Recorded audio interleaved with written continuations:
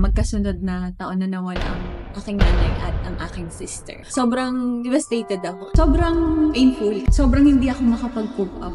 I'm Laika Velasco. I'm a full-time mom. I'm connected with the life insurance and HMO industry and also a chef. Si Lika, before ako naman muna, is siya yung taong dumaan sa rock bottom ng kanyang buhay dahil sa magkasunod na taon na nawala ang aking nanay at ang aking sister. So dahil po doon sa pangyayari na yon is grabe yung naging anxiety ko. Nabasa ko yung Ako Naman Muna workshop. Nag-resonate siya sa akin and true enough, dito po nag-start yung totoong healing ko. Dahil sa pagkawala ng nanay ko, sobrang devastated ako. Sobrang painful kasi wala yung nanay ko na mag-guide sa akin. I'm a new mom. Hirap na hirap ako bilang a first-time mom without my nanay guiding me. Sumunod naman na year is nawala yung sister ko.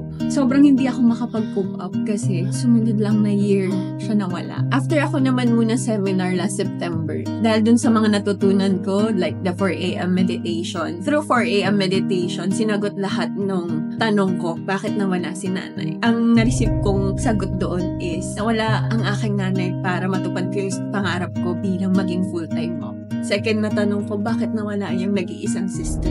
Sagot na binigay sa akin noon, guys, para mahanap mo yung sarili mo na matagal mo nang nakalimutan. And this journey, talagang yung true healing dito nag-start. I prioritize myself. I decided na mag-grow, like yung mga learnings every day. This is the new version of Lika Velasco that very confident at the same time knows her worth. For all those na same ng aking pinagdaanan, I strongly suggest this. Ako naman muna, matututunan mo, pahalagahan yung sarili mo na matagal mo nang nakalimutan. Kaya ini-invite ko kayo, ikaw naman muna.